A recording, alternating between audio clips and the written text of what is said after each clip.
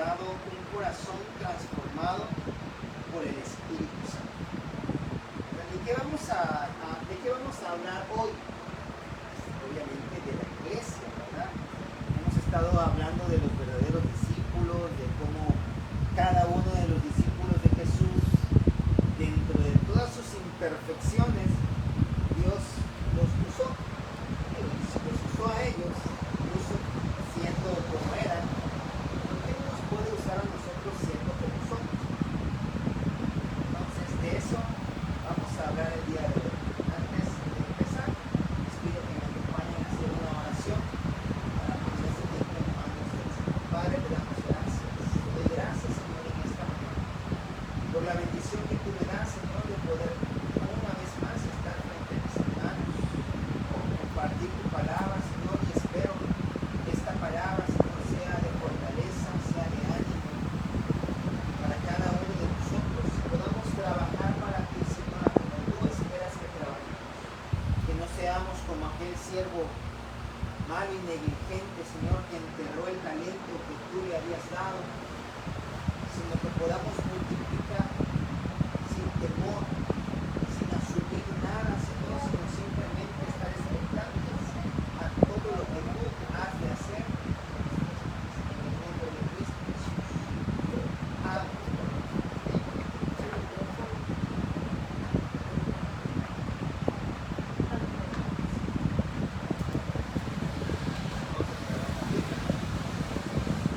Pues como les iba yo diciendo, vamos a hablar de la iglesia, ¿verdad?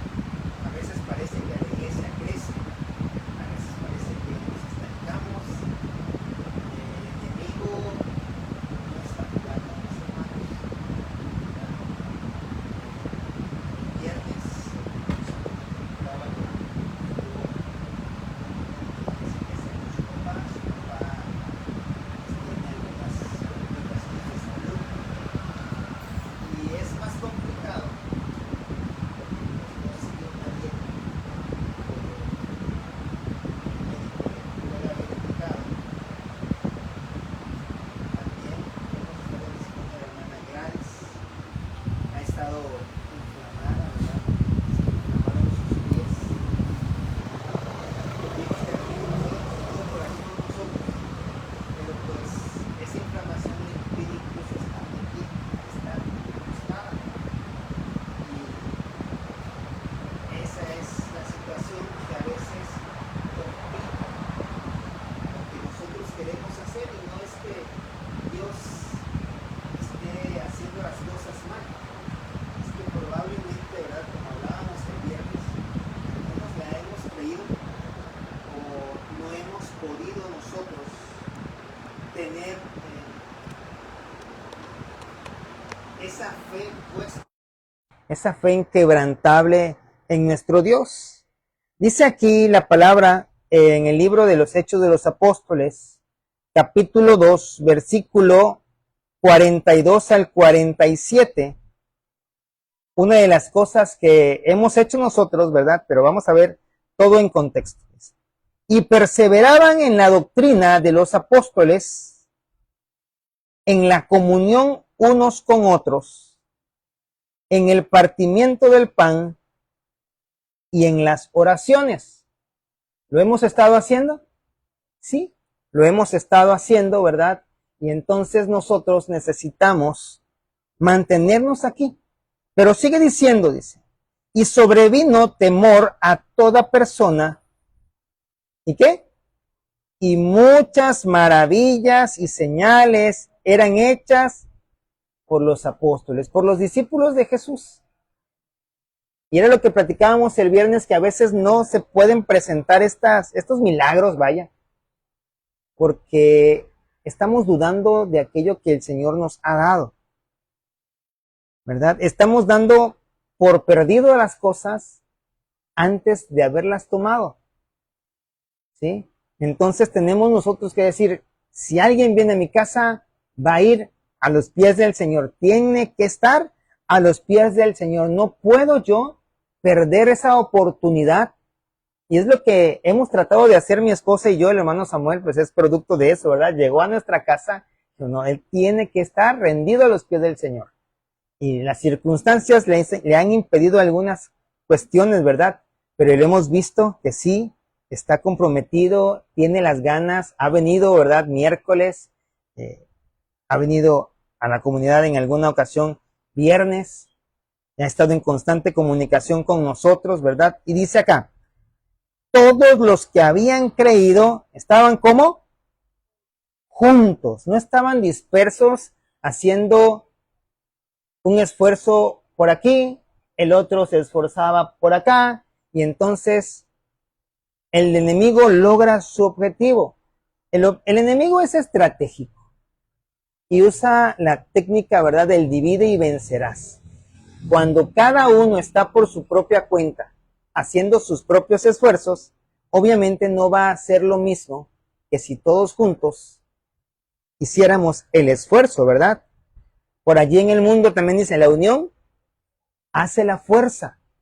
Y no es que tengamos que hacerle montón al Señor o al diablo, no. Pero la palabra de Dios dice, donde están dos o más, ¿verdad? Allí se manifiesta el Señor. Entonces, queremos que algo suceda, tenemos que unirnos cada vez más. Dice, y tenían en común todas las cosas. Y cuando habla de todas las cosas, se refiere a todas las cosas.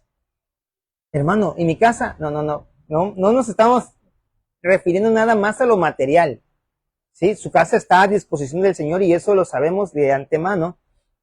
Pero nuestros problemas muchas veces no los queremos hablar porque decimos, no, es que eso es algo tan íntimo, tan personal, y entonces me lo guardo para mí. Soy yo y el Señor, y está bien. Yo no digo que esté mal, pero ¿por qué nos puso el Señor en una comunidad si no es para sobrellevar la carga los unos con los otros? ¿Verdad? Entonces, tenemos que procurar tener en común todas las cosas. Y dice, y vendían sus propiedades. Ojo, aquí no estamos pidiendo que venda usted su propiedad. Y sus bienes, y lo repartían a todos según la necesidad de cada uno. Pero cada uno sí tiene algo que puede dar, ¿verdad? Y a lo mejor decimos, es que apenas si me alcanza para mí. Y yo recuerdo que en algún momento igual decía yo, ¿cómo voy a diezmar? Si apenas si me alcanza para mí. Pero cuando tomé la decisión de no guardarme todo para mí solito, el Señor empezó a moverse, ¿verdad? Incluso si fuera verídico, ¿verdad? Y no pudiéramos dar más, hagamos como Pedro. Dice, no tengo plata, tampoco tengo oro, pero lo que tengo te doy. Entonces lanzó una oración tan poderosa que lo que tenía, que era el Espíritu Santo, lo dio en bendición a otra persona. Ahora, el problema es cuando nosotros, una de dos, o no tenemos el Espíritu Santo, o bien no acabamos de entender que tenemos al Espíritu Santo. ¿Sí? Porque pueden ser dos cosas. A lo mejor yo sí tengo, por ejemplo, el micrófono, pero olvidé agarrarlo y encenderlo. Mi voz no va a salir a través de la bocina, aunque yo tenga ese anhelo, ¿verdad? Entonces, puedo tener el instrumento, pero si no lo uso, realmente no me va a servir de absolutamente nada, no porque el instrumento sea inútil, sino porque yo no estoy sabiendo cómo se usa, ¿verdad? Dice, y perseverando, otra vez dice, unánimes cada día en el templo. Ellos se reunían todos los días, mi hermano. Y no faltaban ni uno solo. Y a veces nosotros nos reunimos nada más, ¿verdad? Bueno, en este caso nosotros lunes, miércoles, viernes y domingo, y nos damos la oportunidad de decir, hoy no voy. Hoy tengo otra cosa más importante que hacer, estoy muy ocupado, tengo que hacer esto, tengo que hacer lo otro, cuando de antemano yo ya sé que debo ir y que no es un compromiso con el pastor, No es un compromiso ni siquiera con los hermanos de la congregación, es un compromiso con el Señor y deberíamos estar organizando nuestros tiempos para que el día del Señor o los días que me toca estar con el Señor, ¿verdad?, sean inamovibles y que nadie me pueda quitar, gracias, de ese lugar de privilegio, porque en verdad es un lugar de privilegio. Dice, y perseverando unánimes cada día en el templo y partiendo el pan en las casas, lo que me hace entender que ellos incluso comían juntos. Comían, ahí está, comían juntos con alegría y sencillez, pero no solamente un día, prácticamente era como si vivieran en la misma casa. ¿Se han dado cuenta ustedes que hay familias que viven varias en una misma casa? Me platicaba un compañero del trabajo que vive casi enfrente de donde estábamos anteriormente, que la casa donde estábamos la rentaron y hay 3 familias. Y esas 3 familias obviamente se conocen, viven en armonía, cada quien aporta lo que tiene que aportar y obviamente la renta ya no se les hace tan cara y es un lugar pues que les acomoda, ¿verdad? Y es lo mismo que pasa aquí, en este pasaje de la Escritura. Dice que ellos comían juntos y se estaban quejando, ¿verdad? No dice eso. ¿Cómo estaban? Con alegría. No importaba si era frijolito con arroz. Ellos estaban alegres porque estaban juntos. Porque Dios los motivaba. No importaba, no sé cuántos eran, ¿verdad? Pero yo me imagino que no les hubiese importado incluso si hubiesen sido 4, si hubiesen sido 5, porque iban a estar juntos. Juntos en el Señor es mejor que solos, ¿verdad? Es muchísimo mejor. Y sencillez de corazón. ¿Qué hacían? Alabando a Dios y teniendo favor con todo el pueblo. Y entonces, como estaban haciendo todas estas cosas, el Señor añadía cada día a la iglesia los que habían de ser salvos. Se acerca nuestro día del amigo. ¿Ya contactó usted a alguna persona? ¿Ya empezó a visitar? ¿Ya empezó a mandar sus mensajes? ¿Ya empezó a cruzar sus llamadas? Porque estamos creyendo, ¿verdad?, que el Señor va a alcanzarlos. No es que tú y yo los vayamos a alcanzar. No es que tú y yo los vayamos a convencer de pecado porque tampoco somos el Espíritu Santo.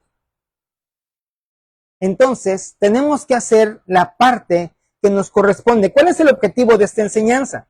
Que los oyentes comprendan las características de la iglesia primitiva como modelo de unidad, amor, servicio y poder espiritual, y que reconozcan la diferencia entre los discípulos antes y después del derramamiento del Espíritu Santo, para motivarlos a vivir hoy una fe auténtica, activa y comunitaria. Muchas veces decimos, no, yo no quiero meterme en problemas. Y yo creo que era lo mismo que decía aquel siervo de los talentos. No sé si se acuerdan de esa parábola, ¿verdad? El que le dieron uno. No se quiso meter en problemas. No, yo sabía que tú eras duro y que recoges donde no sembraste. Y tuve miedo y no me quise meter en problemas. No me quise inmiscuir en los asuntos de mis vecinos porque, pues, a mí no me gusta que se metan en mi vida, yo no me meto en la de los demás. Pero mis hermanos, tenemos verdaderamente que entender que no eres tú el que se está metiendo en la vida. Es Dios quien quiere estar presente en la vida de aquellas personas. Antes del Pentecostés, realmente los discípulos de Jesús eran pocos. Recordemos, ¿verdad?, que ahorita que hemos estado leyendo los evangelios, hubo una parte en donde decía, dura cosa es escuchar estas palabras, y muchos de ellos se fueron, se apartaron. Y Jesús también les preguntó a sus 12, también ustedes se van a ir. O sea, era una iglesia grande, vamos a llamarle así. Y de repente, por algo que los demás no entendieron, que los demás no pudieron soportar, empezaron a irse. En lugar de pedir explicación, en lugar de tratar de entender, dijeron, pues como no lo entiendo, como es algo difícil, pues mejor me voy. Y le quedaron otra vez un grupo reducido a como empezó. ¿Con cuántos empezó el Señor Jesús? Con 12, ¿verdad? Y ahora tenía también un grupo reducido. Pero Dios, a través de Jesús, tenía un plan. Y ese plan era no dejarlos solos, sino dejarlos con alguien que los podría acompañar en todo momento. Ya no era el plan como lo hubo con Sansón o lo hubo con otros siervos, ¿verdad?, que están en la palabra de Dios, sino que ahora ya no iba a venir ese acompañante esporádicamente, sino que ahora iba a estar con ellos permanentemente.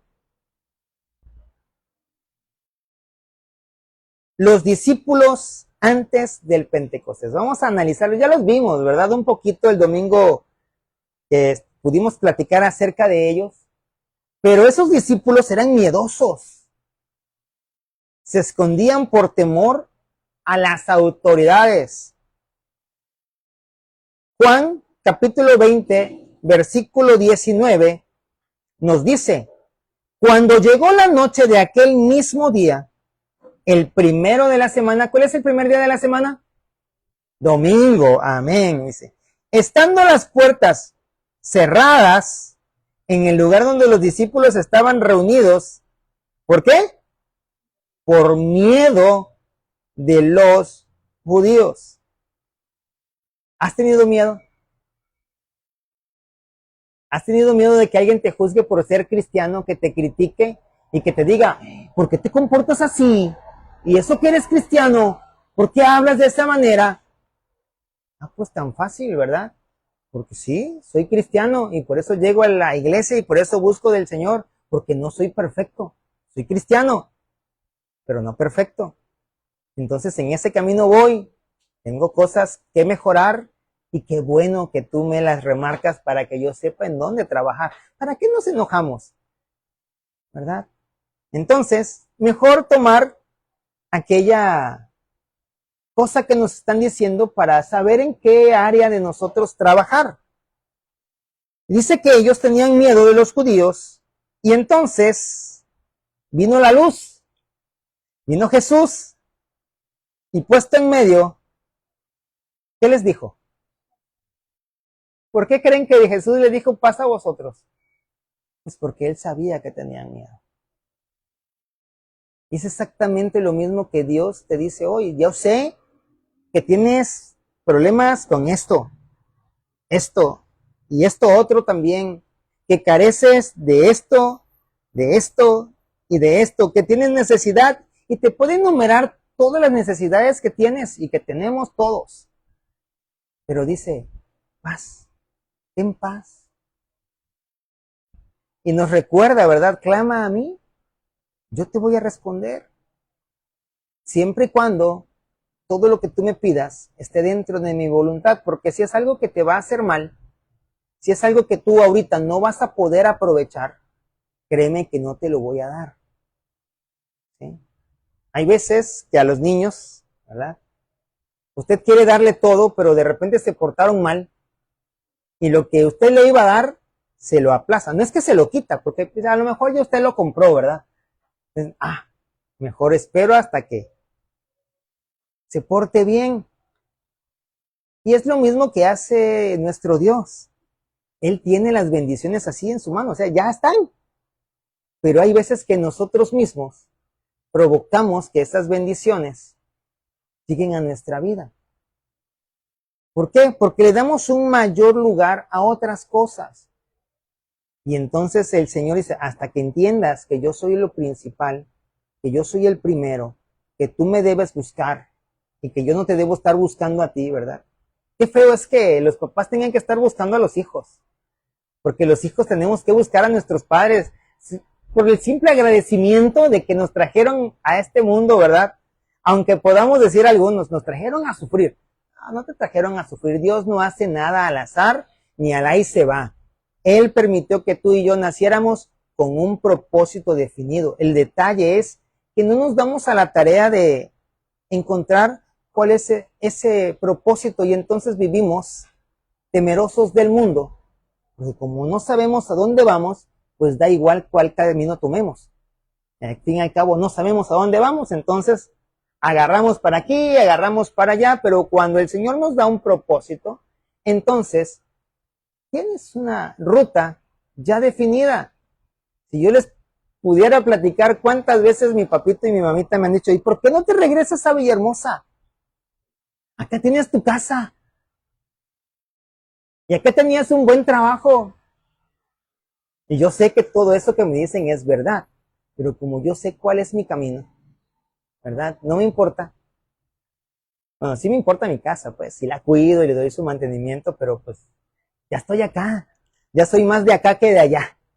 No importa que allá haya pasado más de 40 años y aquí apenas uno. No importa, ¿verdad? Ya soy más de acá. Esos discípulos también eran inconstantes. ¿Cuántos de nosotros hemos sido inconstantes? Bueno, no voy a mirar, ¿verdad? Porque a lo mejor usted en su carita demuestra algo y yo, sí, en algún momento he sido inconstante. Y estos discípulos fueron tan inconstantes que miren, Pedro negó a Jesús 3 veces. Lucas 22, capítulo 60 al 62 dice, y Pedro dijo, hasta se enojaba este muchacho, dice, hombre, no sé lo que dices. Y enseguida, mientras él todavía hablaba, el gallo cantó. Entonces, vuelto el Señor, miró a Pedro y se acordó de la palabra del Señor que le había dicho, antes que el gallo cante, me negarás 3 veces. Y Pedro, saliendo fuera, lloró amargamente. ¿Cuántas veces hemos sido como Pedro? Hemos sido inconstantes. Y no solamente Pedro, todos los demás también. Porque cuando capturaban a Jesús, ¿qué hicieron los demás? Huyeron. Perdón por la comparación, pero hicieron como las ratas en un barco que se hunde. Todas para afuera. ¿Sí? Hay problemas, me voy a otra congre, porque allá no hay problemas. Como si no estuviera formado por seres humanos igual y que tenemos problemas y un montón de cosas y pensamos que allá voy a estar mejor, estando peor porque pues no supe trabajar con la crisis, ¿no? O sea, tenemos que aprender a trabajar con las crisis. Va a haber crisis. Sí. Pastor, lo está profetizando. No, es que la palabra lo dice, en este mundo vamos a tener aflicción. O sea, no es que yo me lo saque de la manga y no, vamos a tener, no, ahí lo dice, ¿verdad? Si Dios lo dice, es verdad. Aunque a mí no me guste, va a ser verdad. Y entonces, ¿qué tenemos que hacer? Verdaderamente saber que si estoy con Cristo, todo va a estar bien. A pesar de que yo vea que todo está mal. No sé si me explico. ¿Se acuerdan esa vez que los discípulos iban en la barca y Jesús estaba también con ellos? Hubo una vez que no estaba con ellos, pero en esta ocasión sí estaba con ellos, pero estaba dormido. Y entonces empezó una marea y dice, Señor, o sea, no te preocupa que nos vamos a ahogar. Y lo dijeron con otra palabra, no tienes cuidado de que perecemos. Pero ellos no entendían una cosa que nosotros tenemos que entender el día de hoy si no lo hemos entendido. Que cuando Jesús va en la barca, esa barca no tiene ni siquiera la más mínima probabilidad de hundirse. Pero cuando nosotros quitamos los ojos de Jesús, entonces nos hundimos en los problemas. Y es cuando sentimos que no hay salida. ¿Qué le pasó a Pedro cuando le dijo al Señor, si eres tú, manda que yo vaya hacia ti caminando igual? Pero cuando empezó a darse cuenta de las circunstancias, quitó sus ojos de Jesús, se empezó a hundir en sus propios problemas. ¿Hemos sentido que nos hundimos en los problemas? Voltea a ver a Jesús. No pierdas la mirada de Él. No seamos inconstantes. Porque entonces el Señor, yo me imagino que aquí en este pasaje Jesús lo volteó a ver y no como con una mirada retadora, sino con una mirada de amor. ¿Sí? Y dijo, ya viste, te lo dije. ¿Viste que te lo había dicho? Sin decirle te lo dije, se le dijo con sus ojos, ¿verdad? ¿Cuántas veces el Señor nos ha dicho, no te apartes de mí? Agárrate fuertemente, déjame que yo te sostenga en mis manos, ven a que yo te cubra con mis alas, pero no, somos testarudos y queremos, no, como los niños, ¿no? Yo cholito, mamá, yo cholito. Y entonces lo hacemos solitos y nos va peor que en feria, ¿sí? Y no nos atrevemos a doblar rodillas y a veces decimos, sí, yo doblo rodillas. Sí, pero ¿cómo es esa actitud que tienes al doblar las rodillas? ¿Qué estás pidiendo? Porque dice la palabra que incluso no recibimos porque pedimos mal, ¿verdad? Y algunos piden mal porque son ambiciosos. Y ellos, esos discípulos que eran miedosos, eran inconstantes, ambiciosos también, discutían quién sería el mayor del reino. Vamos acá. Marcos 9:34 dice, mas ellos callaron porque en el camino habían disputado entre sí quién había de ser el mayor. Incluso hubo dos, ¿verdad? Que llegó hasta su mamacita chula, preciosa de su vida y de su amor, a decirle al Señor Jesús, oye, yo quiero que me cumplas algo para mis hijos. Échale, ¿qué quieres? Ah, pues que uno esté a tu diestra y el otro al otro lado. Y entonces Jesús tranquilamente, no, es que eso no me toca a mí.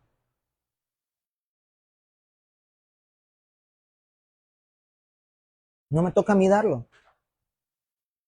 Ya mi padre dirá. Claro, que él ya sabía que esos 12 muchachos que estaban con él, ¿verdad? Son los que Juan vio en el Apocalipsis que dice los ancianos, ¿verdad? Están los 12 patriarcas, porque son 24, ¿se acuerdan? Los 12 patriarcas, los 12 discípulos, excluyendo a Judas Iscariote, ¿verdad? Entonces, él ya sabía que iban a tener un lugar de privilegio, pero no les iba a contar el chisme en ese momento, ¿no? Que chambeen, que hagan su parte y entonces verán qué es lo que les va a tocar. Y es exactamente lo mismo que Dios nos pide ahora. Trabaja. Y hasta nos dice, mi padre hasta el día de hoy trabaja. ¿Sí? Cuando los fariseos le juzgaban por trabajar en sábado, porque muchos dicen, no, el sabbat se respeta. Pero él venía a cambiar todo eso. Jesús vino a cambiar todo eso y es por eso que los fariseos les hacía un choque. Yo entiendo a los fariseos, ¿verdad? No los justifico, pero los entiendo. Porque Jesús, un ser humano, ante los ojos de todos era un ser humano, él decía ser Dios. Ellos entendían muy bien las referencias de cuando él decía, yo soy, o cuando él decía, tú lo has dicho, ¿verdad? O cuando él decía, mi padre y yo uno somos. Y todo eso lo escuchaban los fariseos y entonces decían, ay, es blasfemia, porque en realidad el poderse hacer como Dios era una blasfemia en aquellos momentos. Lo que no tenían ellos era discernimiento para saber que específicamente Jesús sí era el Hijo de Dios. Y ellos, aparte de todo, estaban desanimados. La palabra misma dice, heriré al pastor y entonces todas las ovejas se van a dispersar. ¿Sí? ¿Qué pasa con las congregaciones en donde se hiere al pastor? Y no precisamente de una enfermedad. A lo mejor el pastor cometió un error, a lo mejor el pastor, no sé, algo pasó con ese pastor y entonces ya quedó mal a los ojos de las personas. Empiezan las personas, yo de aquí no soy, me voy para otro lado. La verdad que a veces tenemos que tomar también ejemplo de aquellos que no son temerosos de Dios, a veces se comportan más como temerosos de Dios que nosotros. Y hay una iglesia, ¿verdad?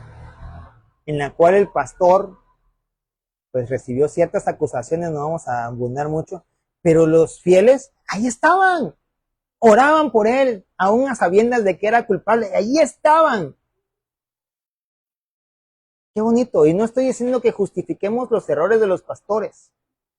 Y yo no sé cuál era su oración. No sé si era, Señor, sácalo de la cárcel o mándanos uno mejor. No lo sé. Pero allí estaban. No se fueron a ninguna parte.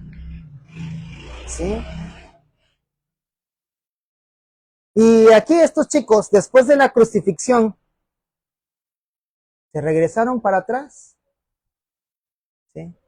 Imagínense acá. Ya nadie viene. Y entonces me toca predicarles a las sillas.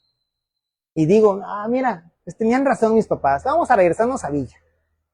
Pues no. Como dice aquella señora, para atrás, ni para tomar impulso. Aquí tenemos que seguir de frente. ¿Verdad? Juan 21:3 dice, Simón Pedro les dijo, voy a pescar. Pero recordemos que cuando Jesús llamó a Pedro, le dijo, te voy a hacer, ¿qué cosa? Pescador de hombres. Cuando él dijo, voy a pescar, a lo mejor los demás dijeron, va a seguir predicando, vamos a seguirle. Pero no, se dieron con la sorpresota, ¿verdad? De que sí, efectivamente se regresó al mar. Ellos le dijeron, vamos nosotros también contigo. Fueron y entraron en una barca y aquella noche les pasó como el día en el que Jesús los encontró. No pescaron nada. Porque lo peor que te puede pasar a ti y a mí, nos puede suceder esto, lo peor es que tengamos éxito en algo en lo que Dios no nos mandó a hacer. Y así hay muchas personas, tienen éxito siendo empresarios, tienen éxito teniendo negocios, ¿verdad? Tienen éxito siendo el mejor empleado del mes todos los meses del año. Este es mi lugar. Pero Dios, ¿será que te puso allí? ¿Será que Dios es el que te abrió esa puerta? ¿Verdad? No ha tenido ningún problema. Entonces, ¿será que Dios verdaderamente te trajo a ese lugar? Porque cuando Dios te pone en un lugar, es para enseñarte cosas. Si yo les pudiera contar todos los problemas que he tenido como subdirector y todas las cosas que he tenido que enfrentar, que nunca me había enfrentado, pero que he clamado al Señor y Él me ha dado claridad de pensamiento y de entendimiento gracias a su misericordia, y hemos salido adelante. Y entonces digo, yo espero, Señor, y se lo he dicho y soy sincero con ustedes, espero, Señor, que no me estés enseñando a tratar con estos asuntos porque vayan a venir dentro de la congregación, porque son cosas fuertes. ¿Y qué tan fuerte puede ser el asunto con un alumno de secundaria? Pues ustedes no tienen ni una idea de todas las cosas que traen arrastrando a esos chiquillos, ¿verdad? Entonces nosotros tenemos verdaderamente que hacer lo que Dios nos manda a hacer y tener la sensibilidad de escuchar su voz para que entonces podamos ser transformados por su Santo Espíritu. Si usted y yo no podemos escuchar la voz de Dios, entonces no vamos a ser transformados por el Santo Espíritu de Dios. Cuando el Espíritu Santo desciende sobre de ellos, ahí en el capítulo 2 del libro de los Hechos, entonces hay un cambio radical. Esos muchachos que estaban buscando lo suyo propio, ¿verdad? Que tenían miedo, que estaban desanimados, que hacían un montón de cosas que nosotros también hemos hecho. Se transformaron, miren, Hechos 1:8 nos dice, la promesa. Pero recibiréis poder cuando haya venido sobre vosotros el Espíritu Santo. Pregunta, ¿cuándo viene el Espíritu Santo sobre nosotros?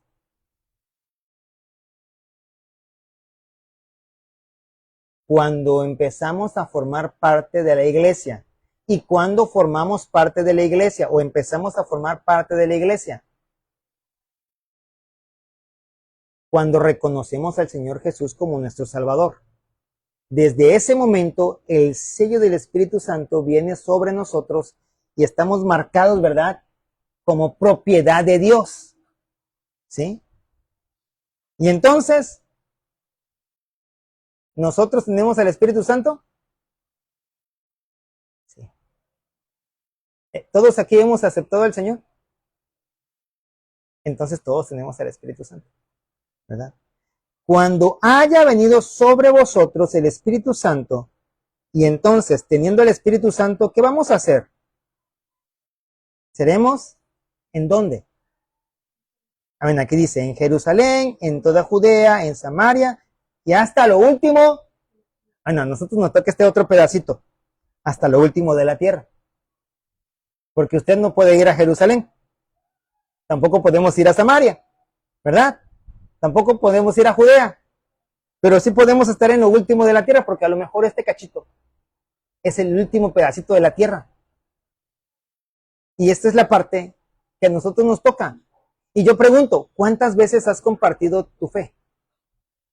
Con ganas de que la persona realmente crea en el Señor Jesucristo y no como un tipo regaño. Porque hay veces que queremos evangelizar, pero parece que estamos regañando, ¿verdad? A veces queremos que la persona que ya se convirtió cambie radicalmente y se nos olvida que nosotros siempre fuimos paulatinamente y que ahorita ciertamente somos diferentes que como éramos antes, pero todavía nos falta un largo camino por recorrer para poder llegar a la estatura del varón perfecto. Pero a veces somos como que más, ¿cómo decirle? Más duros con las personas que vienen y no. Yo me llevé un año, tú te tienes que llevar 6 meses. Pero no, cada quien su proceso, ¿verdad? Entonces, ellos, una vez que viniera el Espíritu Santo sobre ellos, porque esta era la promesa, entonces iban a cambiar radicalmente, ya no iban a volverse atrás, iban a realizar efectivamente el oficio que Jesús les había establecido, y es el ser pescadores de hombres, y que se irían a muchos lugares. Y cuando seguimos leyendo, ¿verdad?, el libro de los Hechos, vemos que algunos se fueron después, ¿verdad?, de que se reactivó la persecución, porque estaban bien cómodos en Jerusalén. Entonces, cada quien agarró su rumbo, y leemos cómo cada uno de ellos fue levantando iglesias, ¿verdad? Bien, vamos a pasar a este otro punto. Características de la iglesia primitiva. Lo leíamos al principio, pero lo vamos a recordar. Hechos capítulo 2, versículo 42, la primera parte, eso significa la primera parte. Y perseveraban en la doctrina de los apóstoles. Ellos amaban la enseñanza. ¿Se acuerdan ustedes de aquellas dos mujeres, Marta y María, que en algún momento de la palabra están ahí escritas? Bueno, en varios momentos, ¿verdad? Son hermanas también de Lázaro y todo eso. Pero Jesús les visitó y una de ellas se sentó, apenas él llegó, empezó a hablar, ella se sentó y quedó absorbida por todo lo que el Señor le decía, y la otra se empezó a quejar. ¿Se acuerdan ustedes? Bueno, pues aquí podemos ver que los apóstoles, los discípulos del Señor, amaban la palabra. Amaban tanto la palabra, y ya no puse esos versículos aquí, que es mejor platicárselos, porque si no se iba a hacer muy largo, ¿verdad? Que incluso a ellos le causaba, no problema, pero sí tenían cierta carga de decir, tenemos que atender a la gente y aparte tenemos que preparar la palabra para darles. ¿Sí? Y entonces, no, mejor vamos a escoger diáconos, ¿se acuerdan? Cuando empezaron a quejarse, ay, es que a los nuestros no nos los atienden, ay, es que ustedes sí, mejor vamos a escoger diáconos que atiendan a la gente, y entonces nosotros nos dedicaremos únicamente a la palabra y a la oración, ¿verdad? ¿Por qué? Porque ellos amaban la palabra, y eso es lo que pasa con muchos pastores. ¿Han notado por allí que la hora pastoral es diferente que la hora normal? ¿Sí? En 5 minutos termino, pero esos 5 minutos son como los 5 minutos del fútbol americano. Se vuelven media hora. ¿Por qué? Porque amamos dar la palabra. Y entonces ellos también la estudiaban constantemente. ¿Y cómo estudiaban si no había sido escrito todavía una Biblia? Bueno, porque ellos tenían los escritos. ¿De quiénes? De los profetas, de todos los antiguos, e incluso tenían en su mente y en su corazón todo lo que habían vivido con Jesús. Y yo me imagino que desde ese entonces, ¿verdad? Así como lo hacían los escribas en tiempos anteriores, iban tomando nota de todo lo que iban haciendo, todo lo que iba sucediendo. Y después de estas notas fueron las que se sirvieron aquellos que ya escribieron los evangelios para ir recordando también, ¿verdad? Y entonces nosotros vemos que la verdad los unía y los guiaba. Sin embargo, ¿a cuántos de nosotros nos es carga escuchar la palabra? Nos dormimos, nos distraemos, llegamos tarde, nos vamos temprano y diferentes cosas, ¿no? Y no es que aquí esté sucediendo, son cosas que suceden en todos lados, ¿sí? Yo hablo de lo que conozco o de lo que conocí, vaya, en Villahermosa yo veía gente llegando tarde y curiosamente esa misma gente era la que se iba temprano. ¿Por qué? Porque tenían otra cosa que hacer, ¿sí? Tenían comunión fraternal. Vamos a la segunda parte del versículo 42, por eso tiene la letra B. Dice, Hechos 2:42, la segunda parte dice, en la comunión unos con otros. No compartían solo su fe, sino también sus bienes, su tiempo, sus necesidades. ¿Tienes una necesidad? No te la guardes. Háblala. Ay, es que va a parecer que estoy pidiendo. No, no estás pidiendo, simplemente estás hablándola. ¿Por qué? Porque estás en familia. Debes estar en confianza, ¿sí? No pasa nada que tú le digas al pastor, a los hermanos, o si es algo muy grave, pues nada más al pastor, ¿verdad? No tenemos que estarlo regando con todos. Pero es necesario tener esa confianza. Fíjese, pastor, que tengo problemas en mi casa. Porque está pasando esto, esto y esto, y yo quisiera saber cómo actuar. ¿Qué dice la palabra de Dios acerca de cómo debo actuar en estas circunstancias? Y entonces podríamos, ¿verdad?, tener la oportunidad de platicarlo. Es necesario conocer el problema para poder actuar a tiempo. Tenemos que ser reactivos, ¿verdad? Y no esperar a tener que ser correctivos, ¿verdad? Podemos anticiparnos al daño y entonces reducirlo. Y sucedía allí, si ustedes se dan cuenta, ¿verdad? Dice que había comunión, es decir, no había egoísmo. No había que esto es mío y no te lo presto porque es nuevo. Hasta que yo lo use, entonces lo usas tú. No, aquí no había eso, ¿verdad? Sino que había un amor genuino. Si alguien lo necesita, pues que lo lleve. ¿Eh? Hay cosas que a veces tenemos en casa y que no usamos o que pueden ser desecho para nosotros. Pero para otra persona, oye, esto me sirve, ¿por qué no me lo da? No, no, no, no, eso es mío. A lo mejor y lo uso. Déjalo ahí. No, pues llévalo y ya, no pasa nada. 3. Tenían el partimiento del pan y la oración. Tercera parte del versículo 42, por eso tiene la letra C. Dice, en el partimiento del pan y en las oraciones. Celebraban juntos la presencia de Cristo. Celebraban juntos los logros de los hermanos. Lloraban juntos si alguno partía con el Señor por la tristeza, ¿verdad? Pero se gozaban de saber hacia dónde iba. Padecían si alguno perdía su trabajo o perdía su mula, perdía su buey. A lo mejor uno decía, mira, yo tengo una mula de sobra, te la voy a dar. Porque tú perdiste la tuya o te la mataron o se te murió de una enfermedad. No pasa nada. Yo tengo 2, te doy una. ¿Sí?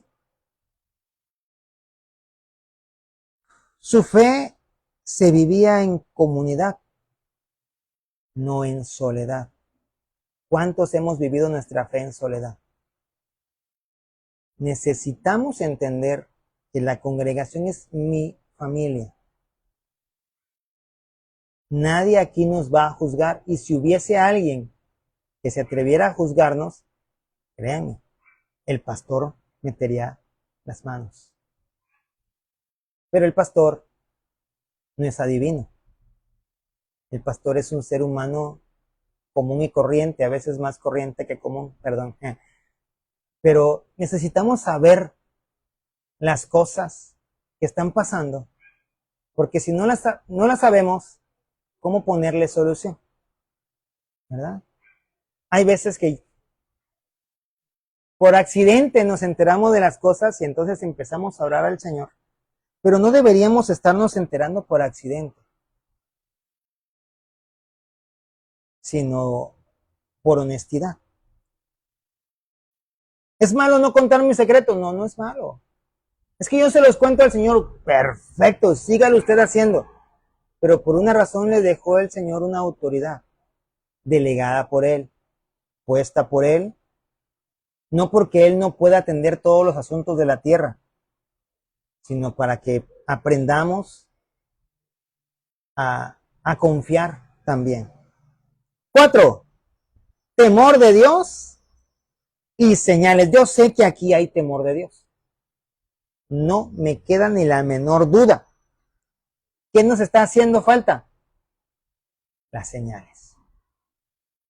Dice, y sobrevino temor a toda persona, pero es necesario describir o explicar a qué se refiere este temor de Dios. No es que le voy a tener miedo a Dios. No es como aquello que el pueblo judío le decía a Moisés, no, estaban requete feos esos truenos y relámpagos. Eso era miedo, no temor. Mejor ve tú y nosotros creeremos todo lo que tú nos digas que te dijo y lo obedeceremos. Eso era miedo. ¿Sí? Temor de Dios es lo que Samuel le dijo a Saúl. Espérate, es necesario que nosotros obedezcamos a Dios antes que a todo. Locamente has actuado porque Saúl vino e hizo el sacrificio. No sé si se acuerdan de ese pasaje, ¿verdad? Samuel le dijo, el profeta Samuel le dijo, espérame hasta que yo llegue y yo voy a hacer el sacrificio. Pero el rey Saúl no quiso esperar, no tuvo temor de Dios, es decir, no asumió que había una consecuencia de ser desobediente. Y es lo que Samuel le dijo después, no, espérate, es que tenías que haber sido obediente, ¿verdad? Temor de Dios es obedecer a Dios a sabiendas de que hay una consecuencia de no hacerlo. Recordemos por allí la palabra que dice que a todos los que obedecen la ley de Dios, las bendiciones los siguen y los alcanzan. Y a los que no obedecen la ley de Dios, ¿qué pasa? Esas bendiciones no los siguen, sino que le siguen maldiciones, ¿verdad? Entonces aquí, a eso se refiere. Y sobrevino temor, es decir, todas las personas sabían, entendían que debían ser obedientes a Dios y no tener miedo a los hombres. Porque acuérdense que también en estos capítulos cercanos es cuando los fariseos llaman a Pedro y a Juan y le dicen, ya no prediquen ese nombre. Y entonces Pedro y Juan le dijeron, no, es necesario que nosotros obedezcamos primeramente a Dios que a los hombres, ¿verdad? Y muchas maravillas y señales eran hechas por los apóstoles. El temor de Dios entonces es una reverencia a Dios. Un temor reverente. Lo podríamos entender. ¿Qué más tenía esta iglesia primitiva? Unidad y generosidad. Y gloria a Dios con nuestros hermanos de Poza Rica. No solamente Cunduacán, sino las iglesias de toda la cobertura se unieron, ¿verdad? Para mandarle algo a la congregación de Poza Rica que con todas las inundaciones perdieron hasta las sillas. ¿Sí? todo se perdió. Y ahí vimos la generosidad. Algunos vimos de lo que usábamos, otros vimos de lo que teníamos guardado, pero todos dimos. Dice Hechos 2, 44 al 46. Dice, todos los que habían creído estaban juntos y tenían en común todas las cosas y vendían sus propiedades y sus bienes y los repartían a todos según la necesidad de cada uno y perseverando unánimes cada día en el templo y partiendo el pan en las casas, comían juntos con alegría y sencillez de corazón. Nadie entonces pasaba necesidad. Todos tenían. Vamos a suponer que todos tenían poquito, pero todos tenían. Y eso era una de las cosas que a la iglesia la mantenía unida. Ay, entonces es que eran unos interesados y yo no soy interesado. No eran interesados. Simple y sencillamente vuelvo al punto, ¿verdad? Entendían que vivían en familia. ¿Y qué problema no se comparte con la familia? Todos los problemas. Incluso los hombres o las mujeres que están pensando, contemplando la posibilidad de divorciarse, es a la familia, a la primera que le comentan muchas veces.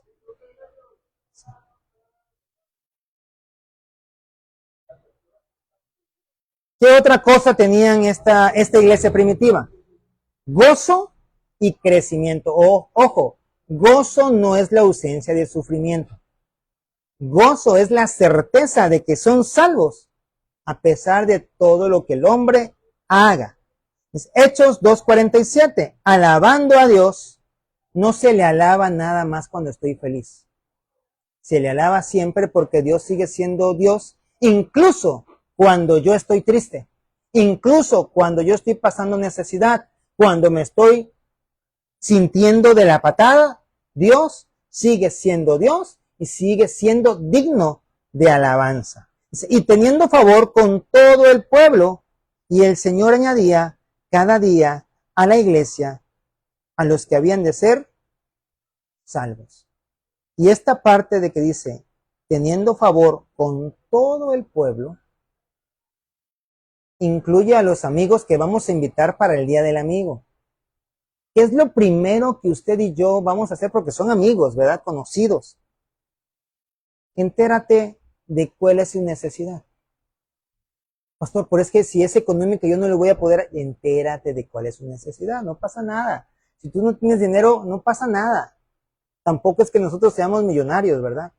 Pero puedes venir y nos comenta y algo podemos hacer, ¿verdad?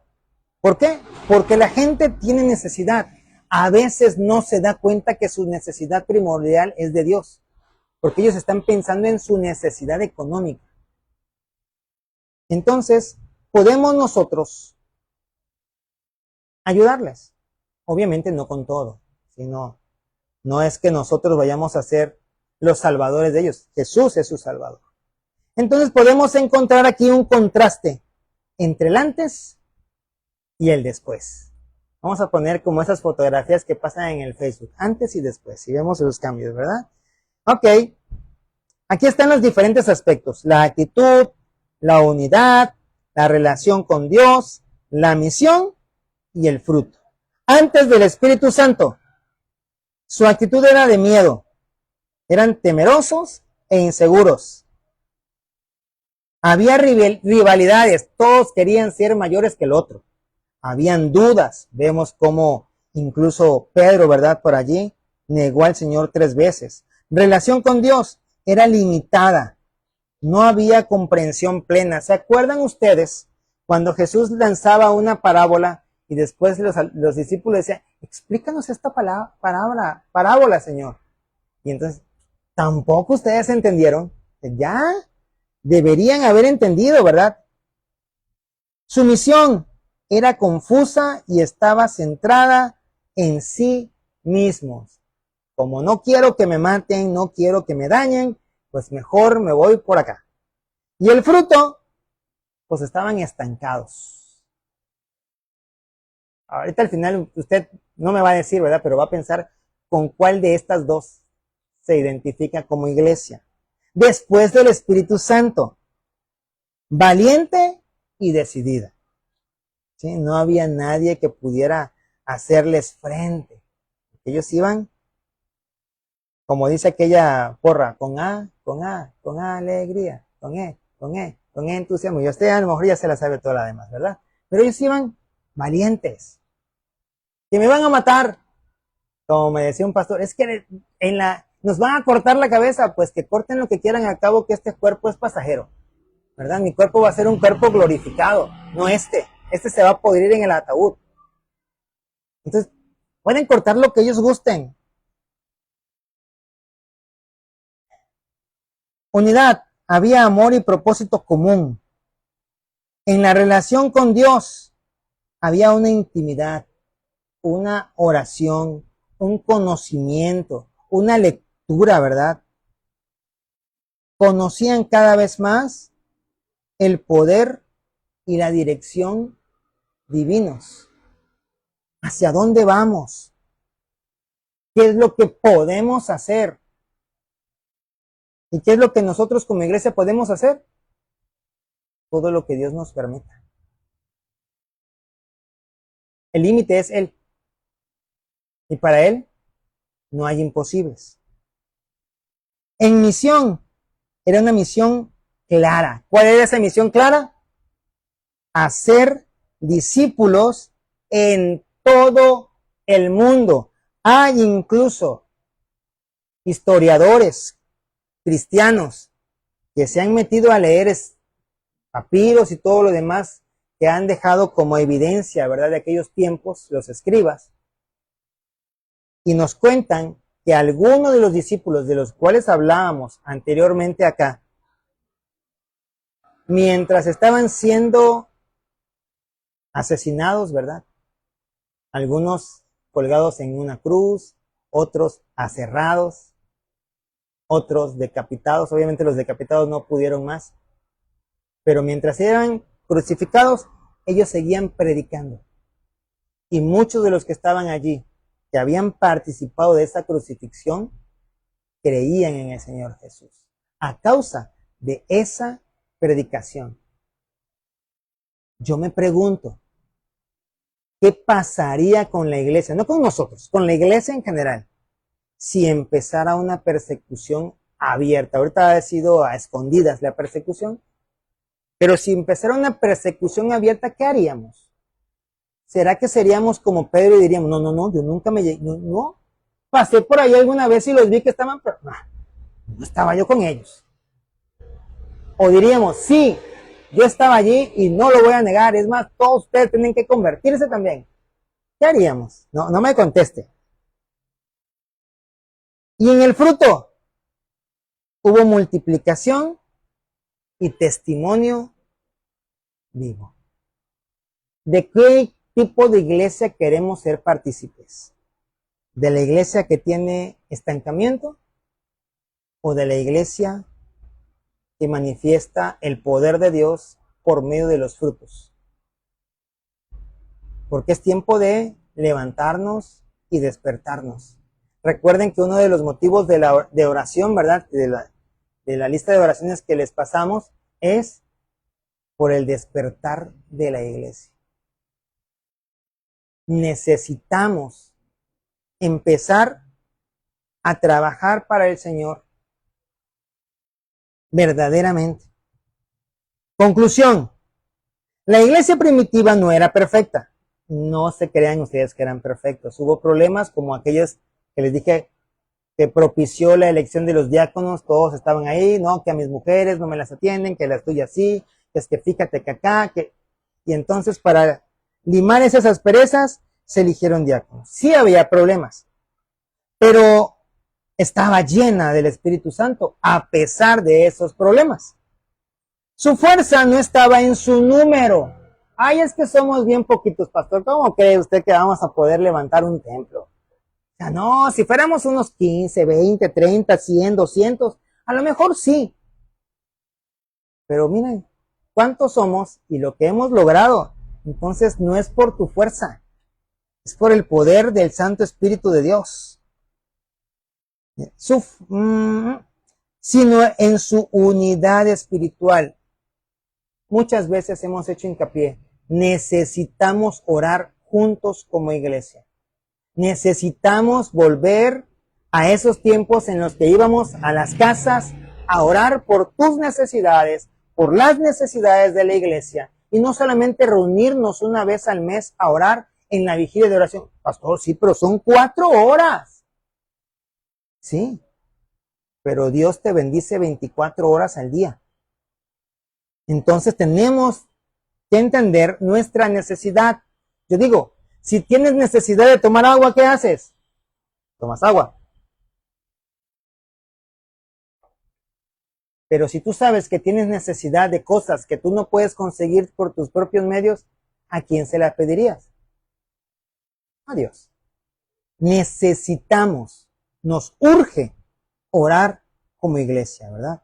Y aparte, tener obediencia al pastor. No, obediencia a Dios. ¿Eh? Hoy Dios sigue llamando a su iglesia, es decir, a nosotros, a vivir con ese mismo fuego que manifestó la iglesia primitiva después de tener al Espíritu Santo. Y ya caímos en la cuenta de que nosotros ya tenemos al Espíritu Santo. Por lo tanto, ya podríamos vivir como ellos vivían, perseverando en la enseñanza, amar y servir a la comunidad, orar con poder. No de repente, Señor, dame algo, lo que tú quieras. No, ora con poder. Señor, necesitamos a los ateos. Tráenos a los ateos, a los agnósticos, a aquellos que tienen alguna desviación de género. Tráelos para que les enseñemos tu verdad y ellos se rindan a ti. No le tengas miedo. Ay, es que se van a enojar y me van a denunciar. No tengas miedo. Y mostrar al mundo a Cristo con nuestras acciones. Para terminar, Zacarías 4, versículo 6. Entonces respondió y me habló diciendo, esta es la palabra de Jehová a Zorobabel, que dice, no con ejército, no es porque seamos muchos, no vamos a esperar a ser muchos, ni con fuerza. Es que el pastor por eso hace ejercicio. No, mi fuerza es nada comparada con el poder de Dios, sino con mi espíritu, con E mayúscula, Espíritu Santo, ha dicho Jehová de los ejércitos. Necesitamos, mis hermanos, ser una iglesia que se mueve en el poder de Dios. Amén. Vamos a ponernos en pie, vamos a hacer una oración para terminar esta enseñanza y posteriormente damos lugar a los niños.